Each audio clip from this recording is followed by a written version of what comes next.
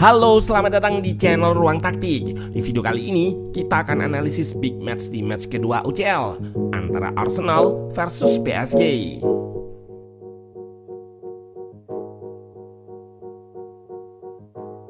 Setelah ditahan imbang Atalanta pada laga pertama, Arsenal meraih kemenangan pertama di UCL musim ini. The Gunners berhasil mengandaskan perlawanan tim tamu PSG dengan skor 2-0. Di laga ini, Arteta kembali menunjukkan kematangannya ketika bertemu lawan yang memiliki kualitas sepadan.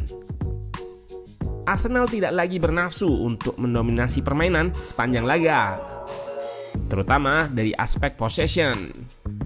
Terlihat dari statistik, The Gunners bisa menang meski hanya menguasai 35% ball possession dan hanya melepaskan 6 tembakan saja. Bukayo Saka dan kawan-kawan tampil ngegas di awal laga untuk curi keunggulan lebih dahulu. Mereka pun berhasil cetak 2 gol di menit 20 dan 35. Setelah unggul 2 gol, nggak ada urgensi bagi The Gunners untuk main dominan. Mereka nggak lagi ngegas untuk menguasai bola, memilih main lebih reaktif dengan blok pertahanan yang kompak untuk amankan keunggulan dan sesekali curi kesempatan untuk lancarkan counter attack. Nah, penasaran bagaimana detail taktik Arsenal di laga ini? Let's go, kita bahas sama-sama.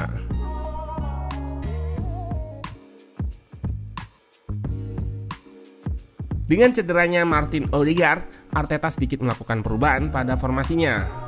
Sebelumnya 4-3-3, kali ini lebih terlihat 4-4-2. Di belakang, Saliba dan Gabriel masih jadi andalan. Absennya Ben White digantikan oleh Timber. Di pos fullback kiri, Calafiori jadi starter untuk ketiga kalinya. Lini tengah ditempati 2 gelandang, Declan Rice dan Partey, yang diapit Martinelli dan Bukayo Saka di posisi winger. Lini depan diisi Havertz dan Trossard yang jadi double false nine. Sementara itu di kubu tim tamu PSG, Luis Enrique menurunkan formasi 4-3-3. Lini depan dan tengah diisi pemain-pemain muda.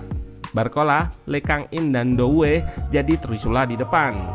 Sedangkan Joao Neves, Zaire Emery dan Vitinha jadi trio gelandang di tengah. Di belakang, 2 center back Marquinhos dan William Paco diapit 2 fullback eksplosif, Nuno Mendes dan Achraf Hakimi. Di awal, tuan rumah tampil ngegas saat situasi masih 0-0. Terlihat saat nggak menguasai bola, mereka menerapkan high press untuk buat PSG nggak nyaman dalam melakukan build up dan untuk segera rebut possession. Pressure di depan akan mengarahkan build up PSG ke samping yang dilanjutkan dengan pressing trap. Bukayo Saka menekan fullback dan di belakangnya 2 gelandang Arsenal akan naik untuk tutup opsi umpan ke gelandang PSG. Pressing mereka ini dieksekusi dengan baik. Di sini terlihat Trossard yang langsung bergerak menggantikan peran Rice untuk marking Vitinha saat Rice sedikit terlambat untuk step up. Ketika PSG melakukan progresi langsung ke depan, pemain-pemain Arsenal di belakang pun sangat sigap untuk melakukan closing down. 2 fullback dan 2 center back cukup agresif melakukan marking, sehingga pemain lawan yang jadi target umpan nggak punya ruang untuk balik badan. Yang menarik, saat menguasai bola, Arsenal menerapkan bangun serangan yang dinamis. Paling terlihat tentunya Calafiori. Ia memainkan peran sebagai inverted fullback yang masuk ke tengah untuk mendampingi Partey dan mendorong Rice ke posisi nomor 8. Namun gak hanya itu, Calafiori nampak diberi kebebasan untuk roaming. Inilah yang membedakan dirinya dengan inverted fullback Arsenal sebelumnya. Terlihat di sini, bahkan fullback berkebangsaan Italia ini bisa bergerak hingga ke area kanan. Selain itu, Saliba juga beberapa kali terlihat memainkan peran sebagai center back yang bergerak ke tengah untuk menciptakan koneksi dengan menjadi ekstra gelandang di lini tengah. Gak hanya di belakang, pergerakan pemain yang dinamis ini juga dilakukan pemain-pemain di depan. Yap, bermain dengan 2 penyerang bertipe false nine membuat serangan The Gunners lebih cair. Havertz sering turun ke area half space kanan untuk mengisi posisi gelandang nomor 8 yang biasanya ditempati oleh Odegaard. Demikian juga dengan Trossard. Ia juga kerap bergerak roaming. Bedanya, pemain ex-Brighton ini turun lebih jauh hingga ke area fullback kiri, mengekspos ruang yang ditinggalkan Calafiori ketika invert ke tengah.